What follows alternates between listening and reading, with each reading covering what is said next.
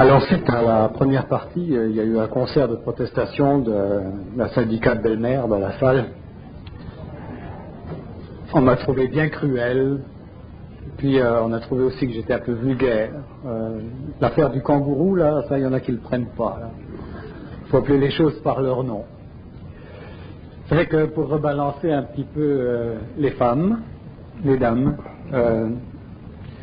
je vais vous citer Rousseau, qui a dit que tout est bien sortant des mains de l'auteur des choses et tout dégénère entre les mains de l'homme.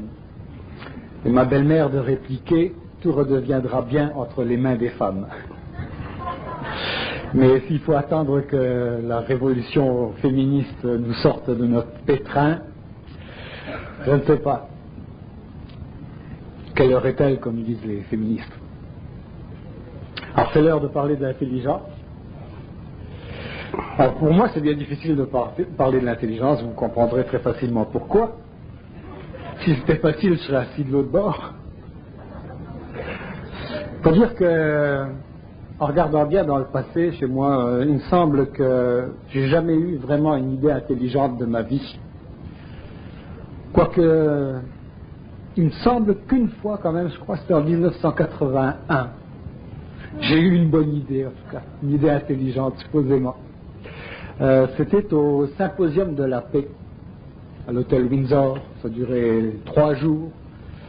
On était 40 conférenciers invités là, à faire le tour de la question du désarmement, du danger nucléaire, de l'Holocauste, de la possibilité d'un holocauste nucléaire. Le thème c'était apocalypse ou apothéose. Et on a planché là pendant 3-4 jours dans des ateliers tout pour trouver une solution au désarmement. Et c'est moi qui ai eu l'idée de génie à la toute fin et qui a sauvé le symposium. C'est drôle, les gens rient toujours là où je pense pas qu'ils vont rire, puis ils rient pas là où ils devraient. Hein, c'est bizarre ça, je comprends rien. En tout cas, ouais, l'affaire c'était comment arriver à obliger les gouvernements à désarmer, à mettre tout leur stock de bébelles nucléaires à la poubelle. C'est les 4 jours qu'on était là-dessus. Puis mon idée intelligente était la suivante.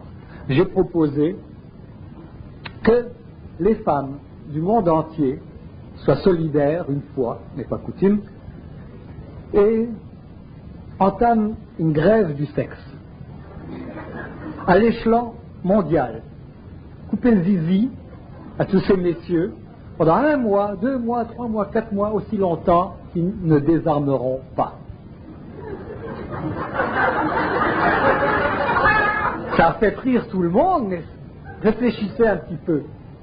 Imaginez-vous le moyen de pression qu'on a entre les mains, enfin que vous avez entre les mains. Ça fait que changez pas de main, là, ça vient.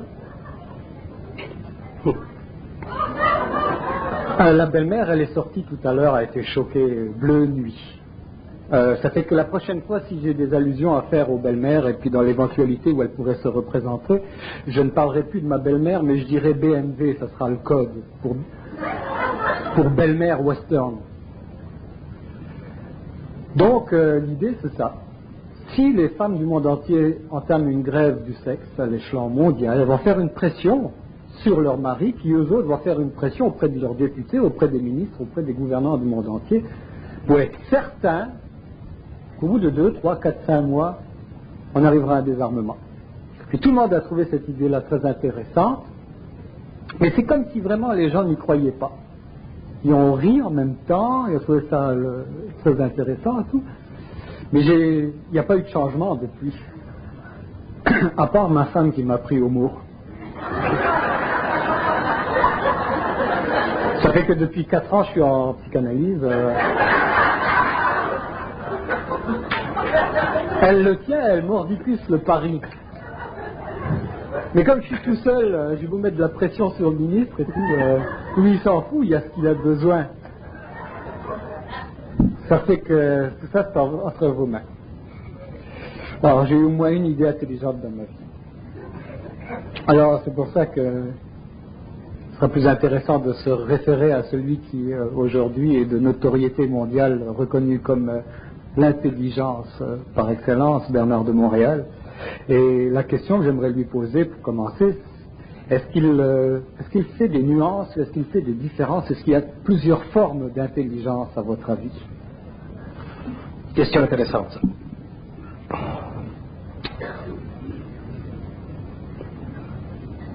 Parler de forme d'intelligence, c'est invoquer une division dans l'énergie de l'intelligence.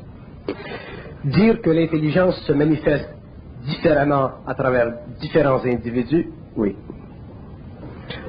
Je vous donne un exemple. Bon, je prends mon couple, moi et mon épouse. Si nous avons à expliquer quelque chose, à comprendre quelque chose, ou à voir quelque chose, nous le voyons toujours d'un même œil.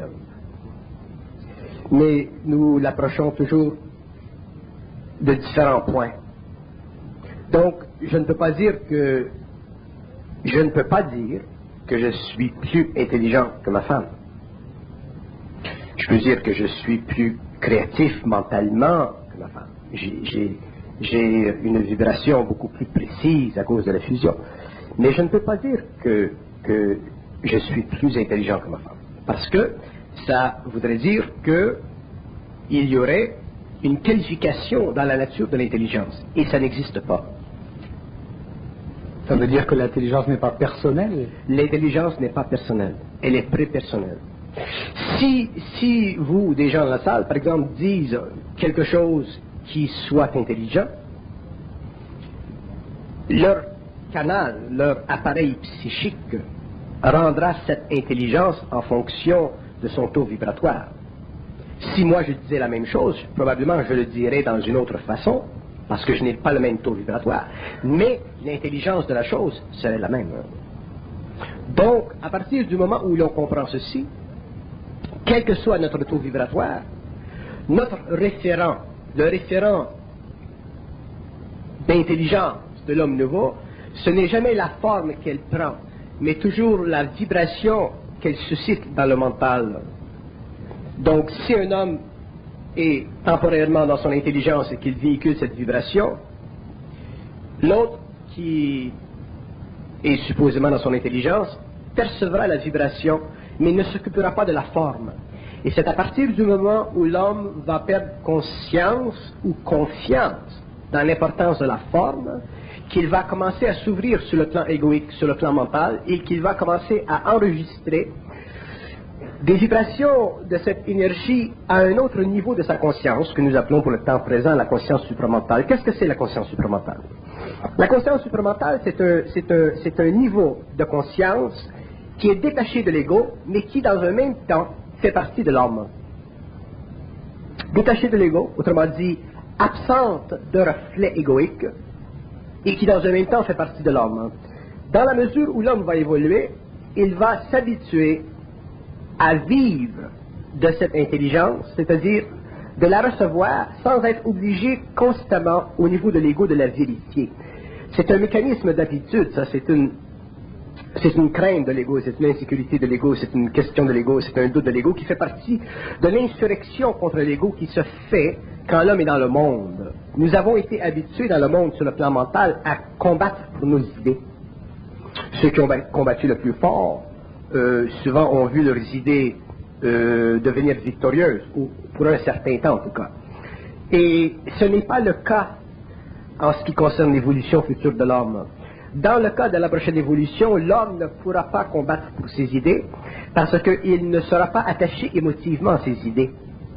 Et si on peut parler de la conscience supramentale, de cette intelligence universelle de l'homme, c'est qu'elle n'est pas entachée d'émotivité. Donc, automatiquement, l'ego, lui, se sent libre dans cette intelligence. Elle devient comme un médium d'expression d'une énergie manifestée au niveau de son mental, et lui, en tant qu'homme, il est capable de supporter sa vibration, son intensité, son mouvement, sa dynamique. Et plus l'ego va s'habituer à cette forme d'intelligence, plus il va se désengager de la forme qu'elle présente dans sa manifestation créative, et il va s'engager dans la vibration. Et avec le temps, il va devenir tellement raffiné, l'homme va devenir tellement raffiné à manipuler cette énergie, à la vivre, à la canaliser, qu'il ne qu'il en arrivera à un point où il ne sera même pas conscient d'être intelligent. Il sera simplement conscient d'être créatif, mais il ne sera pas conscient d'être intelligent. Parce que si on est conscient d'être intelligent, ça veut dire qu'on vit une réflexion égoïque face à ce processus-là. Tandis que l'homme, de plus en plus conscientisé, va manifester créativement cette énergie, et ensuite, il dira à ses amis ou à d'autres, « Ah, est-ce que c'était intéressant ?» Et on dira, « Oui, c'était intéressant. » Mais lui ne pourra pas savoir si c'était réellement intéressant parce que lui sera de plus en plus détaché de la forme qu'elle prend quand elle est canalisée. Et ça, c'est une grande différence entre l'intelligence rationnelle, si vous voulez, de l'évolution et l'intelligence créative de l'évolution. Et à partir du moment où l'homme vivra l'intelligence d'une façon créative, sur le plan égoïque, il deviendra extrêmement serein. Il commencera à entrer dans ce qu'on peut appeler la paix de l'esprit ou la paix de son mental. Et l'intelligence, à ce moment-là, sera une source de vie pour lui, qui non seulement créera sur le plan mental une très grande vitalité, mais aussi sur le plan matériel, parce que cette énergie, elle part de haut et elle descend jusque dans la matière. Donc l'homme en arrivera éventuellement à coordonner tous ses centres d'énergie en fonction de cette énergie, et il n'aura plus besoin égoïquement de se partager en mentalité, émotivité, vitalité et physicalité. L'énergie elle-même prendra soin de tout. Et c'est ça un peu la conséquence ou le résultat de l'évolution, de la descente de la conscience supramentale sur le plan matériel. Mais est-ce que l'humour fait partie de ce détachement, ou alors est-ce que c'est, comme dit mon psychanalyste, que la politesse du désespoir? Non, l'humour, ce n'est pas la politesse du désespoir. L'humour, c'est le plaisir de l'esprit à travers la forme. Ça, c'est l'humour réel. Évidemment, il y a d'autres qualités, d'autres aspects de l'humour qui peuvent être amenés à une dissertation philosophique ou psychanalytique. Mais sur le plan créatif, l'humour fait partie du plaisir de l'esprit. Et un homme qui connaît les lois de la pensée, qui connaît le monde de la pensée, qui connaît, s'il est suffisamment conscientisé, la communication télépathique, il s'aperçoit que son double est un être, est une source d'énergie créative extrêmement humoristique. Et cet humour sert à quoi?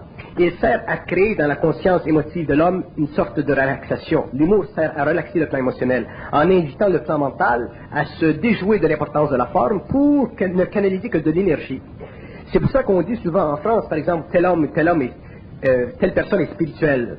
Le mot spirituel a une certaine proximité avec la justesse du terme, parce que lorsque nous disons que telle personne est spirituelle, on ne veut pas dire qu'elle est spirituelle dans le sens religieux, elle est spirituelle dans le sens de l'esprit.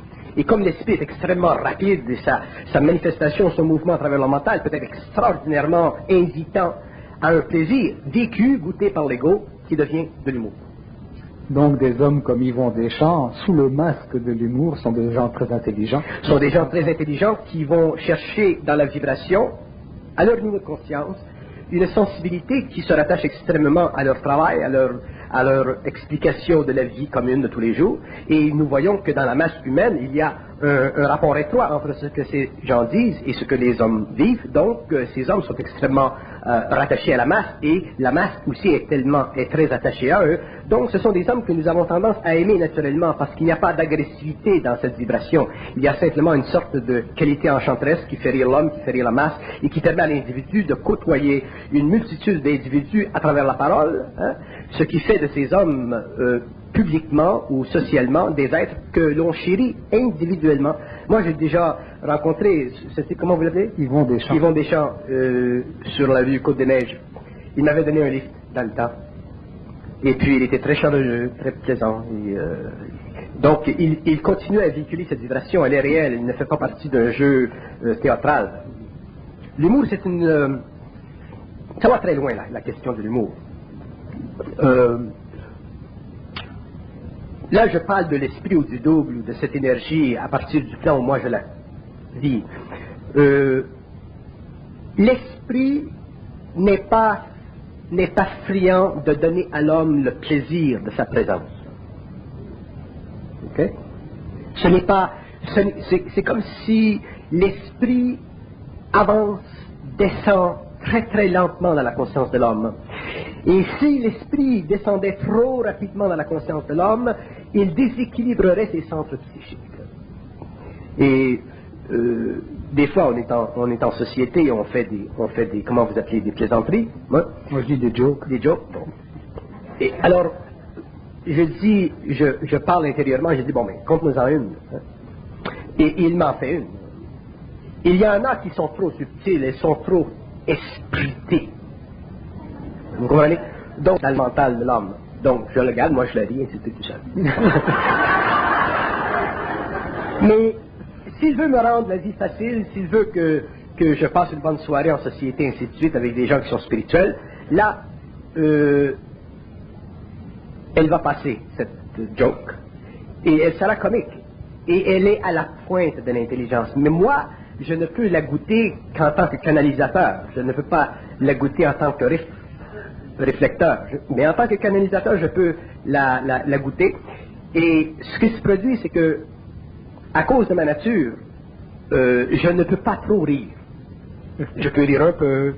Si je ris trop, je développe des bosses ici, en arrière de la tête. Et ça fait très mal, hein. Et elles enflent, elles peuvent devenir aussi grosses que la moitié d'une balle de golf. C'est réellement terrible. Donc, des gens qui ont d'ailleurs, vous le savez, nous sommes déjà rencontrés en société, et à un certain moment, je dois dire, bon, mais c'est assez, paillotte, je fais un break. Je ne peux pas trop rire. Et la raison pour ça, c'est que c'est pour m'empêcher d'absorber trop d'énergie. Si je ris trop, ou si je me laisse trop ouvert à cette énergie qu'avec la mienne ou la vôtre, à ce moment-là, je souffrirai des maux de tête terribles. Mais probablement viendra un jour, dans 5 ans ou dans 10 ans, où je pourrai rire plus. Mais je ne peux pas rire aujourd'hui beaucoup. Juste assez. Je ne peux jamais vivre de démesure. Mais au moins, si je ris un peu, je ris suffisamment. Mais si j'étais inconscient, j'irais probablement voir le psychiatre. Et je dirais comment ça se fait que je ne peux pas rire, que je dois arrêter à un certain moment parce que j'ai un signal ici physique qui me donne des maux de tête. Et peut-être que le psychiatre me dirait, mais peut-être que vous riez pas parce que vous êtes intérieurement gêné, peut-être que vous cachez des choses. Et là, je serais mal pris. Et là, je rirais encore moins. Tandis que maintenant, puisque je ne peux pas invoquer de théorie psychanalytique en ce qui concerne le rire ou l'humour, s'il me dit c'est assez, je m'arrête là. Il y a la conscience, je veux dévier un peu, sans vous enlever la parole, mais la conscience supramentale telle que l'homme la découvrira, c'est effectivement à la fois un mystère et à la fois le dévoilement d'un mystère. Mais l'homme ne peut pas vivre ce dévoilement trop rapidement parce que l'homme a été tellement perturbé dans son ego pendant l'évolution, il a été tellement encapsulé dans une sorte de façon de se voir, de se réaliser ou de se comprendre ou de ne pas se comprendre, que la merveille de l'énergie créative, de cette conscience supramentale qui fera dans la nouvelle évolution une nouvelle expérience de l'homme, mais cette fois cosmique et créative, cette merveille, elle doit être vécue par l'homme d'une façon extrêmement balancée, extrêmement neutre, extrêmement dépolarisée de l'émotion. Et c'est pourquoi les hommes ne seront pas amenés rapidement à converser avec le double d'une façon intelligente, graphique, télépathique, universelle, instantanée. Sans parler du contact visuel éthérique, et ainsi de suite, parce que l'homme n'aurait plus de plaisir de vivre sur la Terre. Et l'homme doit vivre sur la Terre. La fusion doit être pour l'homme sur le plan matériel et pour l'homme sur le plan éthérique, mais en relation avec l'évolution de la civilisation. Et si l'homme était trop donné de cette énergie rapidement, il ne serait pas intéressé à vivre sur le plan matériel parce que la planète serait trop limitée pour lui. Donc l'homme sera amené petit à petit au cours de son évolution individuelle à vivre cette énergie, à l'intégrer et à l'intégrer. Il viendra le jour où il sera suffisamment balancé dans tous ses centres que là, lorsque se déchirera le voile de la matière, le voile de l'espace, il pourra entrer en esprit dans cette autre dimension et il pourra revenir sur le plan matériel et on ne pourra pas sentir en lui de changement dans sa nature. On ne pourra pas changer d'évidence, on ne pourra pas sentir d'occultisme, d'ésotérisme, on ne pourra pas sentir aucune forme qui nous ferait croire que cet homme est différent des autres hommes. Et c'est à partir de ce moment-là que l'homme nouveau aura une très grande puissance de pénétration dans la conscience des masses, des nations, des peuples et des individus. Et il faut que la conscience supramentale pénètre la conscience humaine. Elle ne peut pas arriver à elle par voie du choc ou de la contestation. Elle va pénétrer. Elle va pénétrer un peu comme le voleur pénètre dans la maison. Et l'humanité en bénéficiera les hommes la vivront d'une façon absolument avantageuse. Il n'y aura pas d'égoïcité, il n'y aura pas de territorialité, ni psychique, ni matérielle. Ce sera réellement la magie de l'énergie. À l'inverse de cette intelligence spirituelle qui ne se prend pas au sérieux, qui aime l'humour, etc., ou qui prend la forme de l'humour pour se manifester, est-ce qu'il n'y a pas une forme d'intelligence occulte? Est-ce qu'il n'y a pas une polarité? Est-ce qu'il n'y a pas une autre intelligence qu'on pourrait appeler occulte, qui, elle, est dans le sérieux de l'occulte?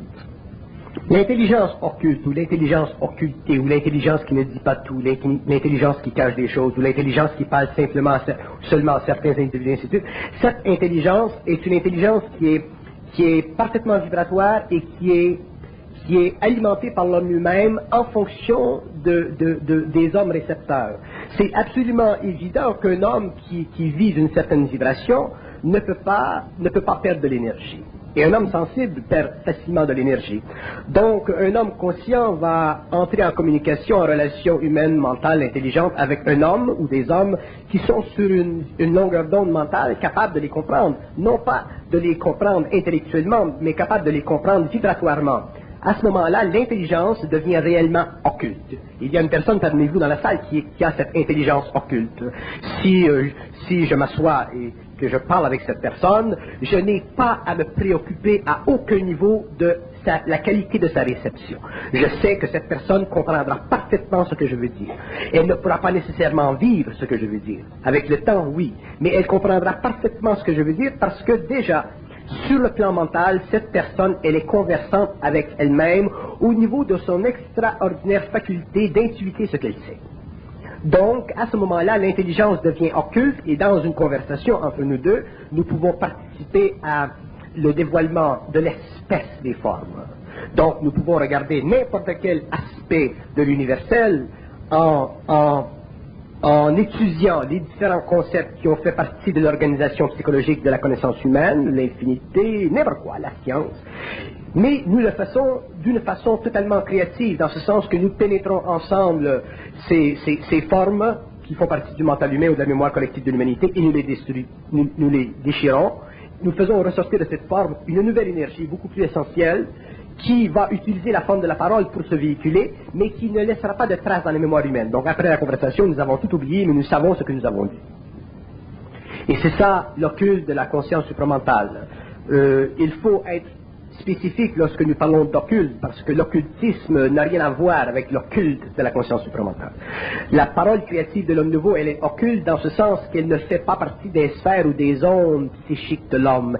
Elle fait partie de la lumière de l'homme qui passe à travers les ondes psychiques, qui allume le mental intérieur et qui donne à l'homme, par la parole, une capacité d'inspection des archives universelles. Donc, un homme qui est dans cette vibration n'a pas à étudier, n'a pas à essayer de comprendre, il a simplement à parler pour réaliser ce qu'il sait, donc pour réaliser ce qui est, donc pour réaliser ce qui doit être reçu, pour canaliser une certaine forme d'énergie qui devient pour l'humanité une connaissance. Mais lui, il est libre de ceci, donc il est réellement un être occulte, mais il ne vit pas sa vie dans le cadre d'une forme que nous appelons l'occultisme. Si on prend la sémantique du mot intelligence, on voit qu'il est composé de inter et légéré, qui veut dire lire entre. Donc lire entre les lignes en quelque sorte. Est-ce que ce n'est pas une autre façon de parler d'une intelligence qui est vibratoire, dans le sens que la pensée serait l'accumulation des connaissances et l'intelligence qui permet de puiser dedans, de lire, d'intuiter? Oui, c'est juste. La pensée, c'est l'accumulation des connaissances, mais non pas simplement l'accumulation des connaissances, mais aussi l'expérience psychologique de l'ego. Si nous prenons l'expérience psychologique de l'ego en termes de souffrance, nous pouvons ensuite allier à elle la pensée pour qu'il puisse l'interpréter. Donc la pensée n'est pas suffisante pour donner à l'homme la valeur de l'intelligence. Pour qu'il ait la valeur réelle de l'intelligence, il faut qu'il aille au-delà de la pensée, c'est-à-dire qu'il vive la pensée non pas d'une façon psychologique, mais d'une façon totalement intégrale. C'est-à-dire qu'il soit désengagé égoïquement de la valeur de la forme pour donner à la manifestation de cette énergie qui est intelligente une forme qui convient à son présent afin de bien connaître sa nature. Nous avons tendance des hommes à penser que l'intelligence c'est l'intellect. Ce n'est pas l'intellect, c'est une partie inférieure, c'est une manifestation inférieure de l'intelligence. Il y a des niveaux supérieurs d'intelligence dont nous, les hommes, dans un corps matériel, nous sommes incapables de vivre parce que la rapidité ou la densité de la vibration ne nous permettra pas de véhiculer le savoir. Nous serions obligés de le véhiculer à un autre niveau, télépathique par exemple. Si, par exemple, le double se manifestait dans sa réalité à travers la pensée humaine, dans toute la science qu'il possède de l'évolution à tous les niveaux, il pourrait, à l'intérieur de quelques mots, encapsuler la totalité de notre savoir. Donc, le cerveau, les neurones ne pourraient pas supporter cette énergie. Parce que l'intelligence, c'est un phénomène d'énergie, ce n'est pas un phénomène de forme structurée historiquement. Donc, pas de rapport avec la culture. Ça n'a aucun rapport avec la culture. Au contraire, la culture peut retarder l'évolution de l'intelligence. Elle peut encapsuler l'homme dans une forme et le fossiliser. Et je suis absolument dans la certitude que la culture, elle est bonne pour l'homme afin de lui donner le plaisir de vivre sur le plan matériel d'une façon qui convient parfaitement à son corps astral et aussi à son corps mental, dans la mesure où il ne laisse pas la culture prendre avantage de son énergie, de sa réalité interne. La culture peut très très bien déformer l'homme, et c'est ce qu'elle a fait d'ailleurs. C'est pour ça que nous voyons dans les pays totalitaires, par exemple, ou dans les pays fascistes, les gouvernements se plonger ou prendre le contrôle de la culture afin de conditionner l'esprit humain. Donc la culture, elle est beaucoup plus libre dans le monde occidental, et elle doit servir au plaisir de l'homme. Elle ne doit pas servir à l'évolution de la conscience de l'homme. D'ailleurs, elle ne peut pas, parce que déjà la culture, elle est morte. La culture, c'est une forme d'intelligence qui a servi historiquement à mener l'homme vers des prises de conscience psychologiques, mais elle ne peut pas mener l'homme à une prise de conscience occulte, cosmique, universelle. La conscience occulte, cosmique, universelle de l'homme, elle englobe la culture, elle peut participer à la culture, elle peut avoir le plaisir de la culture. Moi, je peux très bien aller écouter un concerto, une symphonie, aller voir des peintres, et ainsi de suite. Je peux bénéficier de la culture. Mais la culture ne peut pas m'englober. Si je décide, pour une raison ou une autre, de critiquer créativement un artiste, même s'il est reconnu mondialement, pour le bénéfice de ma fille, par exemple, je le ferai. Si je veux critiquer Michel-Ange et lui faire voir des choses que les historiens de la peinture ne voient pas, je prends l'avantage, mais ce sera entre moi et ma fille. Je ne ferai pas ceci en public, parce que ce serait un manque d'intelligence. Parce que l'intelligence, quand elle est trop occulte, elle ne peut pas se permettre d'aller fouiner dans les aspects fossilisés de la conscience humaine que nous appelons la culture et de créer des chocs pour rien. Il y a suffisamment de chocs à créer au niveau de la conscience humaine à partir de cette intelligence, et ces chocs se situent au niveau de la nature de la pensée, des voiles de l'ego, et ainsi de suite, sans aller dans les expériences humaines qui sont nécessaires et qui font partie de l'histoire. Mais à ma fille ou à des amis proches, je peux dire, ah ben oui, mais lui, papa. Mais ce serait toujours en relation avec ce contact. Et lorsque nous parlons ou lorsque nous entendons cette communication discutée de ces hommes, ils mettent en perspective certaines choses. Nous voyons que c'est très intelligent, ça a de l'allure. Mais ce ne sont des choses qui ne se pensent pas. Si vous me demandez quelle est la plus grande mystique, si vous voulez, de l'intelligence supramentale, quelle est la plus grande qualité, quelle est sa plus grande différenciation, c'est que l'intelligence supramentale, ça ne se pense pas. Tandis que l'intelligence inférieure de l'homme, ça se pense, les valeurs se pensent. Et la raison, c'est que l'intelligence supramentale se situe en dehors de l'expérience planétaire de l'ego. Donc, à partir du moment où l'ego est capable de réellement, je dirais même la subir au début, parce qu'on l'a subi au début, on n'est pas habitué. Avec le temps, on devient habitué. Avec le temps, elle s'unit avec l'ego et nous devenons des maîtres de la parole. Nous devenons des maîtres de la pensée intérieure et nous devenons finalement des maîtres de la télépathie intérieure. Donc, finalement, nous avons accès à énormément de notions, de choses, de savoir qui font partie du mouvement de cette énergie à travers le mental de l'homme pour son bien-être et l'évolution de sa science et sa civilisation. Mais le double ne peut pas donner à l'homme de l'information qui lui servirait dans 200 années, parce que ce serait une perte d'énergie. Le mental n'est pas ajusté à recevoir cette forme de vibration. J'ai relevé quelque chose qui me semble intéressant en ce qui concerne les 7 rishis, donc les instructeurs, éducateurs, initiateurs de la 5e race racine indo-européenne qui est la nôtre, je dis bien pas la vôtre.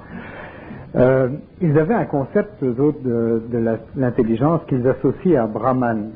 Et Brahman, dans leur concept, c'est Dieu.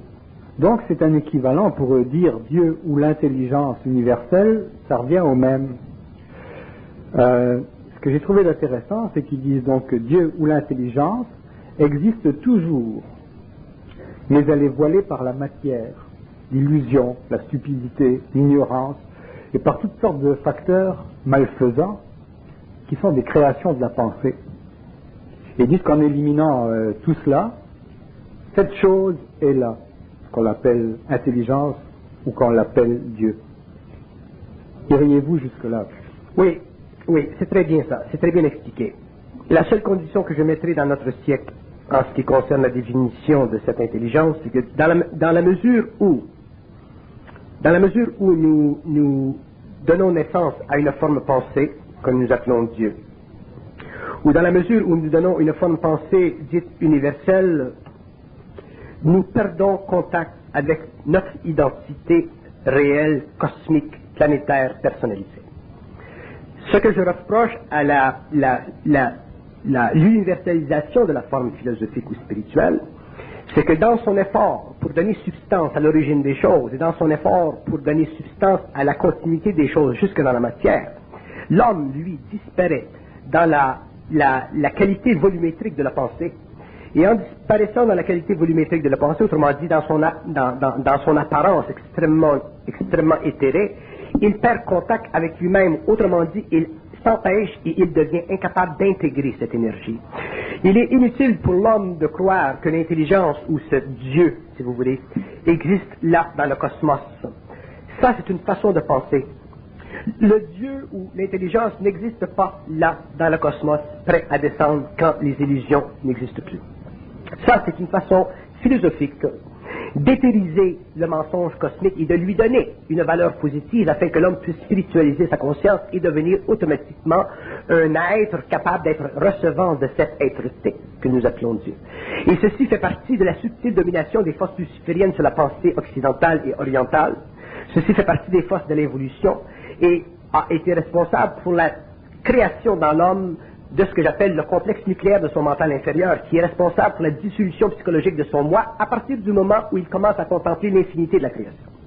Et ceci, je suis obligé d'arrêter son mouvement parce que l'homme découvrira au cours de l'évolution que la nature de l'intelligence, la programmation psychique du moi, l'évolution psychique de l'ego en relation avec toutes les données vibratoires qui viennent vers l'homme, cette nature de l'intelligence, elle est déjà dans le temps organisée en potentiel en fonction de l'évolution possible de l'homme. Donc l'homme n'a pas à s'estomper sur le plan de l'illusion ou des voiles pour que vienne cette énergie. Parce que cette énergie viendra dans l'homme lorsque le temps sera venu. Et la preuve en est que moi, en 69, lorsque j'ai vécu ma fusion, j'étais totalement dans mon ego, comme tout le monde, j'étais totalement dans la conscience planétaire, j'étais totalement dans le monde de la pensée, j'étais totalement comme les gens sont, et à un certain moment, cette énergie, elle est pénétrée, elle a fait éclater ma personnalité, a renversé la polarité de mon être, et a commencé à me faire réaliser ce que veut dire être un être conscient.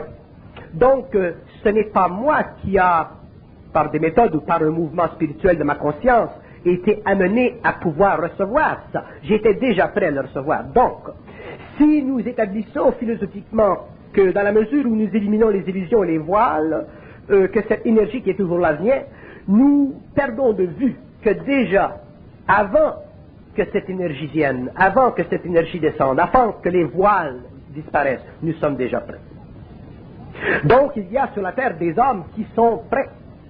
Il y a des hommes dans différentes régions du globe qui sont prêts. L'élimination des voiles viendra avec l'instruction mondiale de cette conscience supramentale.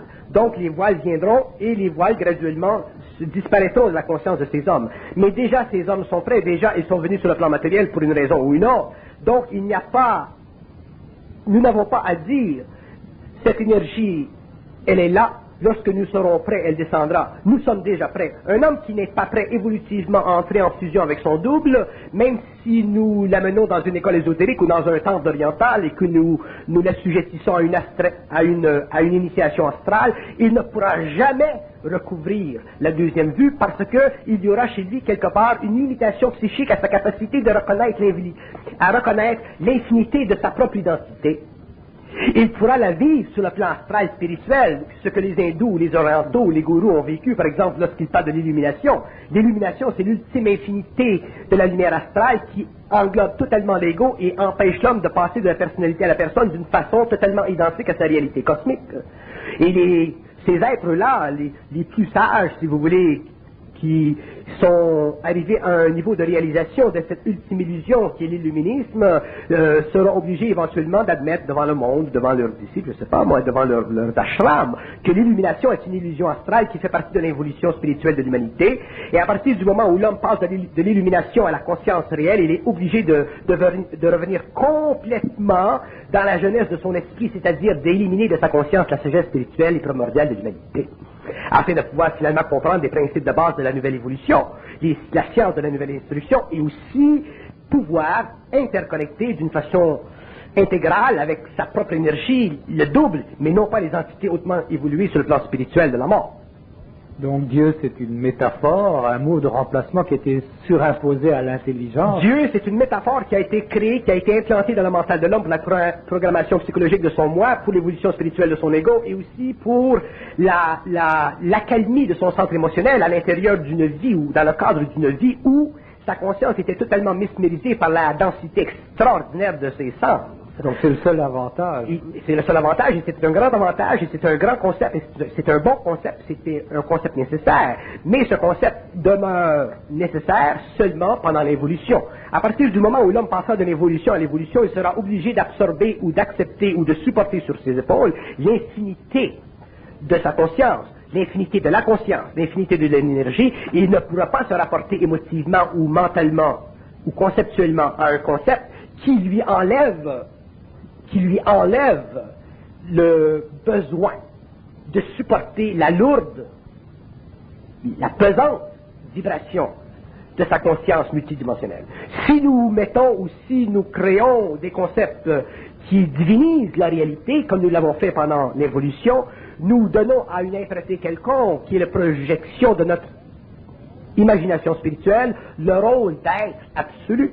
Et tant que l'homme projettera sur d'autres entités, même si ces entités font partie d'une astralisation du mental ou du monde mental, les hommes ne seront pas capables de supporter le poids de leur énergie, la pénétration de cette énergie fulgurante qui est la lumière de l'homme. Donc les hommes ne seront pas capables de savoir. Ils seront simplement obligés de réfléchir spirituellement à une quantité, à une forme, à une personnalisation de leur ego, et ils seront incapables de supporter le réel, c'est-à-dire de passer mentalement d'un plan, c'est-à-dire du plan matériel logique, à un autre plan qui est l'état cérébral. Ils ne seront pas capables de supporter le vide de cette infinité, l'antimatière de l'esprit, parce que l'ego sera choqué dans l'émotion, il sera choqué dans le mental, l'ego vivra des déchirements extraordinaires qui pourront même le mener à la folie. C'est pour ça que au cours de l'instruction, au cours de ce qui découlera de cette instruction mondiale dans les livres qui viendront effectivement régénérer la nature de l'homme et faire prendre conscience à l'homme de l'exactitude de sa présence mentale sur le plan matériel en relation avec son lien cosmique, nous découvrirons des choses qui aujourd'hui ne font pas partie de la descente de l'énergie, et nous serons absolument renversés demain, dans quelques années, de savoir et de comprendre la réorganisation systémique des mondes, de comprendre la nature de l'espace, du temps, de l'esprit, de la forme, de Dieu, des anges, des archanges, des Melchisédek, des extraterrestres. Nous serons absolument confondus par la nature des formes de vie micro, telles les virus. Lorsque nous comprendrons le magnétisme vital des virus et que nous pourrons travailler avec ceci, nous pourrons faire des choses absolument extraordinaires parce que nous ne serons plus limités par la dynamique de la quantité de la forme. C'est la dynamique de la quantité de la forme qui nous instruit mal de la nature de la réalité et qui nous invite à vivre une science basée sur la logique des principes au lieu de vivre une science en fonction avec l'énergie créative qui a donné naissance dans le cosmos à différents niveaux de réalité. Le plan matériel, le plan animal, le plan plantaire, le plan humain, le surhomme qui viendra, les êtres qui sont multidimensionnels, qui font partie d'autres galaxies, d'autres dimensions, des êtres qui ont la capacité de se scinder en deux, en trois, en quatre selon leur travail, des êtres qui sont tellement évolués que nous leur avons donné le nom d'anges et d'archanges, mais des êtres qui doivent et devront demain être compris, connus, reconnus, intégrés par l'homme, des êtres qui devront demain travailler avec l'homme, des êtres qui demain, finalement, au cours de l'évolution de cette instruction, seront reconnus comme faisant partie de la nature de l'homme, des êtres qui demain seront reconnus comme n'étant pas des êtres à part de l'homme, mais des êtres faisant partie de la conscience cellulaire de l'homme, des êtres qui s'uniront avec l'homme dans une finalité évolutive extraordinaire, qui donnera naissance à l'évolution jupitérienne, qui mettra fin à l'évolution de la Terre, et qui permettra finalement à la fusion de devenir, dans le cosmos planétaire, local, intermondial, la nouvelle vague de vie. Mais ces choses ne se pensent pas. L'homme ne peut pas penser à l'infinité. L'homme ne peut pas penser infiniment. Pour que l'homme puisse amener l'infinité vers la forme, amener l'infinité dans son cerveau, amener l'infinité dans sa perception, dans sa compréhension, dans tout l'agencement de la beauté de la connaissance, il faut qu'il cesse de penser de façon rationnelle. Il faut qu'il se serve du rationnel simplement pour organiser la matière qui est déjà fossilisée, mais il doit en arriver à pouvoir faire descendre cette énergie à travers son mental dans la mesure où il sera capable de ne pas avoir peur de savoir. Et ceci n'est pas facile. Vous parlez en termes de hiérarchisation de l'intelligence sous différentes formes, entités, êtres intelligents, etc., anges, archanges, alors que la science, à l'envers de vos propos, est en train, elle, de faire un travail de démystification de cette hiérarchie-là. Plus on avance avec la science, moins toute cette hiérarchie existe, plus elle saute. Oui, mais aussi, face ou en relation avec l'évolution de la conscience supramentale, cette hiérarchie-là, elle sautera. Ce n'est pas moi qui a créé le concept des archanges ou des anges ou des entités. Autrement dit, ces réalités existent dans des mondes parallèles, elles font partie de la programmation de l'homme, elles invitent l'homme à une connaissance beaucoup plus subtile des sens, mais elles font tout de même partie de l'organisation systémique de la vie. Mais c'est l'homme qui a donné et qui a coloré ces entités ou ces niveaux d'intelligence et qui les a personnifiés, donnant à certains le nom d'ange, à d'autres le nom d'archange, à d'autres le nom de Dieu, à d'autres le nom d'entité. C'est comme le concept de l'entité. Je faisais de la médiumnité cette semaine ou la semaine passée avec des gens dans un séminaire et j'ai amené une personne à faire avouer à des entités qui sont dans le plan astral qui sont simplement de la mémoire. Donc, dans la mesure où une entité est capable de dire ou révélera à l'homme qu'elle est simplement de la mémoire, ça permet à l'homme de comprendre le phénomène de la mémoire. Mais tant que nous sommes sur le plan matériel ou que cette entité qui est mémoire est encapsulée dans un corps matériel, qu'est-ce qu'elle est? Elle est un être humain. Donc, l'être humain, c'est de la mémoire encapsulée dans la matière. Un mort, c'est de la mémoire qui est libre de la matière. Donc, qu'est-ce que c'est que de l'esprit? Il faut savoir. Donc, l'homme a besoin de savoir tout. Mais c'est tellement anti-conscience humaine planétaire de savoir tout, c'est tellement bouleversant pour l'ego, c'est tellement anti-didactique, c'est tellement anti-réalité de savoir tout, que l'homme se coupe de lui-même. Pourquoi? Parce qu'il va utiliser des formulations psychologiques, logiques, rationnelles, cartésiennes, pour contempler une forme qui déjà fait partie de la mort de son mental. C'est ce que nous appelons la science. Donc la science, dans sa tentative, sa prétention de démystifier ce qui est une organisation hiérarchique, ne fait que remplacer les mots à consonance mystique par des mots à consonance je vais vous donner un exemple. Dieu devient l'énergie, etc. Prenons le concept du trou noir. Le concept du trou noir fascine la science aujourd'hui. Oui. Pour les scientifiques, le trou noir, c'est le résultat probablement aujourd'hui de ce qu'ils appellent l'implosion d'une étoile, ainsi de suite. Donc, la création de champs magnétiques extrêmement puissants, à l'intérieur duquel la dimensionnalité du temps disparaît complètement. Bon. Mais qu'est-ce que c'est un trou noir? Il y a plusieurs façons de comprendre quelque chose. Nous pouvons comprendre quelque chose par la logique, nous pouvons comprendre quelque chose par la symbologie mathématique qui est amenée à un très haut niveau de développement aidé par le système des cerveaux électroniques. Nous pouvons comprendre quelque chose par expérience, par exemple des scientifiques qui se promèneraient dans ces trous noirs. Mais il y a certainement un autre niveau, il y a certainement une liberté dans l'esprit où l'homme peut comprendre n'importe quoi, tous les mystères de la création, tous les mystères de la science, à partir d'un mental qui fait partie du mouvement de l'énergie à travers son cerveau. Donc à partir de ce moment-là, qu'est-ce qu'un trou noir? Nous réalisons qu'un trou noir, c'est la déformation psychique d'un champ mental qui fait partie de l'organisation de la conscience des planètes. Donc à partir du moment où une planète perd son champ mental psychique, cette planète implose. Pourquoi? Parce qu'il n'y a plus de coordination électronique entre la masse dense de sa conscience planétaire avec la masse subtile de son esprit. C'est ça un trou noir. Mais pour un scientifique, ça n'a aucune importance, à moins qu'il ce soit un scientifique marginal, parce que la science d'aujourd'hui n'est pas une science qui a finalement commencé à bénéficier de l'éthérisation de l'énergie. Mais à partir du moment où l'homme va entrer dans les champs vibratoires de l'éther, que l'homme va aller dans l'éther et aller chercher dans ces dimensions de l'esprit, de l'information concernant la nature de la matière, la science va totalement imploser. Même la science deviendra un trou noir.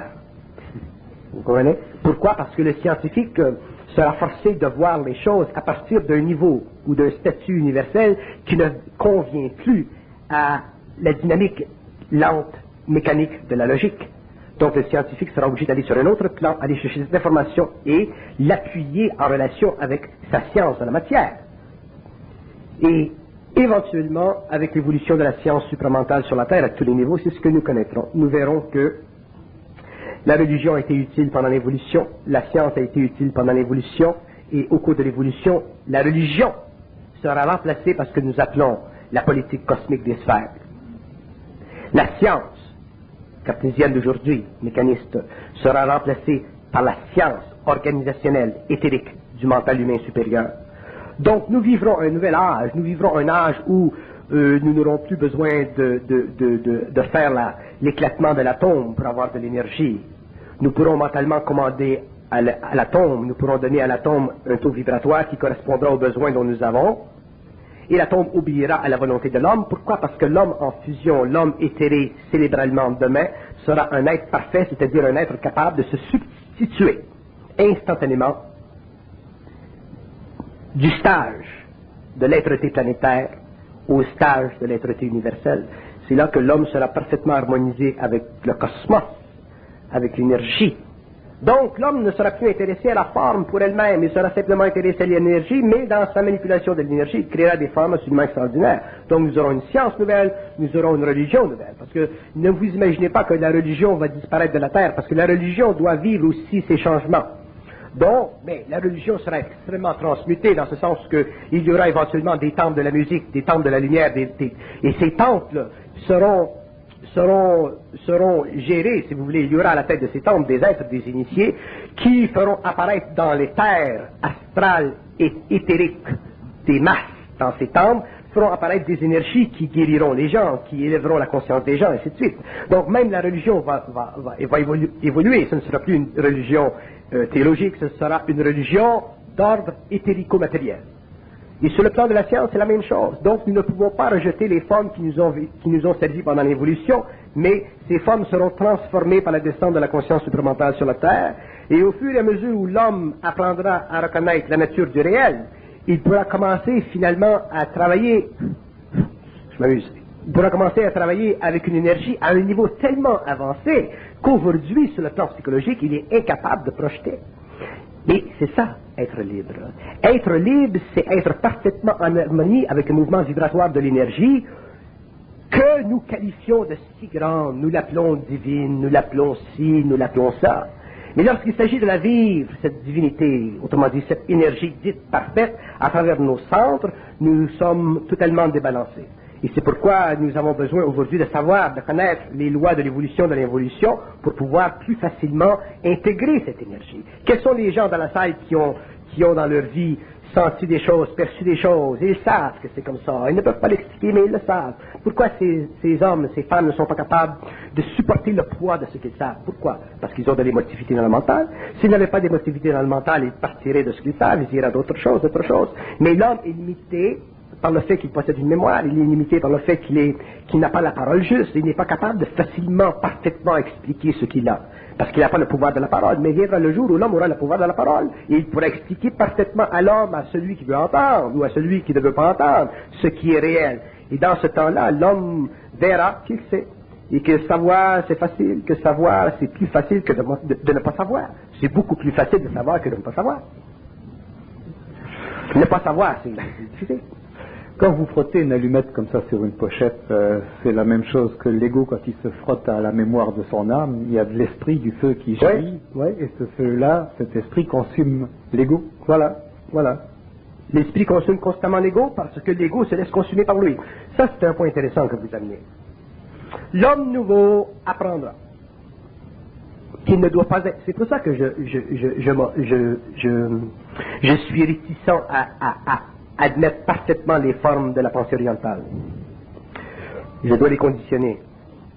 L'homme de demain l'homme nouveau, le surhomme, l'homme intégral ne sera pas... C'est quoi le mot? Consumé? Consumé par l'esprit. Et il est là le test. L'homme qui se laisse consumer par l'esprit vit une initiation terrible. L'esprit, c'est puissant, c'est du feu. L'homme qui se laisse consumer par l'esprit vit une initiation, et c'est quand l'homme sera arrivé à un niveau où il ne sera plus consumable par l'esprit qu'il aura intégré l'esprit. Il arrêtera de se brûler les doigts. Il arrêtera de se brûler les doigts. Donc, il arrêtera de souffrir. C'est pourquoi l'ego de l'homme nouveau, de l'homme conscient, l'ego verra que, on dit souvent, ben c'est long la transmutation, c'est long la conscience. Ça prend des années avant de se connaître soi-même. Heureusement que ça prend des années. Parce que, avec les habitudes que nous avons, les attitudes que nous avons, les illusions que nous avons, l'enthousiasme que nous avons, toute la fraternité de nos fausses dévotions, il est très facile pour nous de nous mettre en initiation. Il est très facile pour nous de souffrir. Je ne dirais pas par notre propre force, mais je dirais par notre propre ignorance. Et l'homme nouveau intégrera l'esprit à un tel point que c'est justement dans la fusion de cette énergie qu'il pourra passer d'un plan à un autre sans être choqué, abasourdi, décontenancé, sans vivre de dislocation psychologique et psychique. Je vous dis, le jour où l'homme vivra intégralement son énergie, vous ne pourrez pas voir dans l'homme des différences entre lui et un autre, avant qu'il ouvre la parole. S'il parle, c'est évident. Mais s'il ne parle pas, s'il vit sa vie, vous verrez que cet homme vivra sa vie d'une façon très normale. Et jamais il ne laissera transparaître qu'il est différent des hommes. Pourtant, il le sera. Mais il ne le fera pas paraître parce qu'il aura totalement intégré l'énergie. Il ne pourra pas fanatiser la vibration. Il ne pourra pas la spiritualiser. Il ne pourra pas lui donner une allure. Il ne pourra pas vouloir créer autour de lui une convention. Il sera totalement intégral. L'homme nouveau sera réellement un bijou de la création. Bon, si on récapitule la première partie puis la deuxième, on apprend que la pensée est de l'ordre du temps, l'intelligence n'est pas de l'ordre du temps, on va dire anti-temps. On a vu aussi que la pensée était de l'ordre de la matière et l'intelligence donc de l'antimatière. Maintenant, on sait que la pensée est mesurable, mais de l'intelligence, ce n'est pas mesurable. Donc, quelle est la valeur des coefficients intellectuels, etc., des tests de QI? Les tests, les coefficients intellectuels sont valables sur le plan de la pensée dense, c'est-à-dire sur le plan du rapport psychologique entre l'ego et d'autres égos. Si on vous octroie un IQ de 190 et moi on m'octroie un IQ de 65, bon, on est classé. C'est final à l'école. Vous comprenez? Mais sur le plan de la conscience créative, moi je suis assuré que si on me faisait passer un test de IQ aujourd'hui, j'aurais peut-être 45. Parce que je ne jouerais pas le jeu. Vous comprenez? Je ne jouerais pas le jeu. Et si je jouais le jeu, peut-être que j'aurais un petit peu plus. Mais je suis sûr que je n'aurais pas un IQ comme des hommes parmi vous, des femmes dans la salle. Je crois que c'est basé beaucoup sur le bon sens.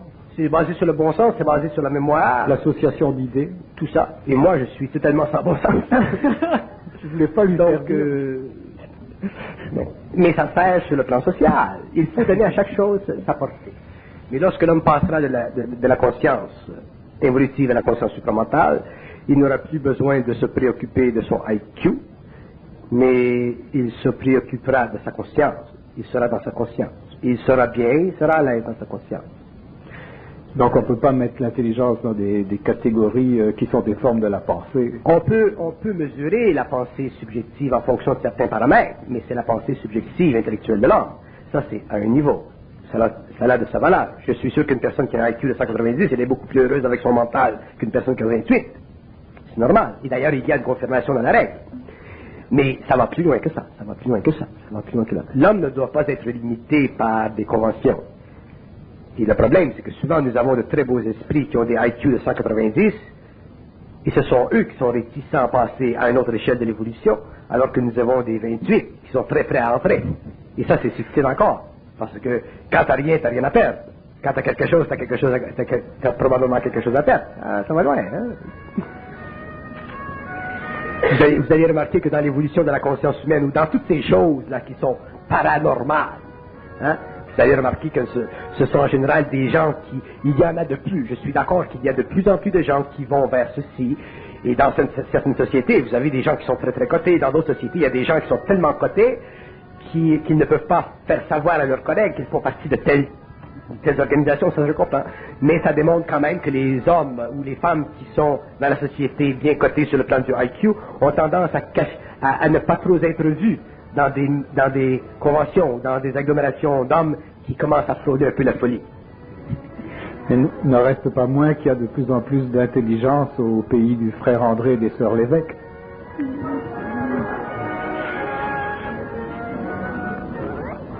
La conscience supramentale, c'est un nouvel événement sur la Terre, ça fait partie de la réorganisation de l'humanité et ça ira très loin.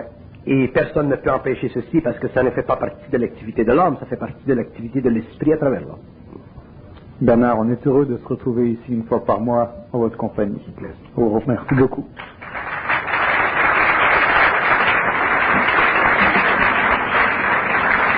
À partir du mois prochain, ça change. Hein, ça va être à l'Holiday Inn à Longueuil. Hein.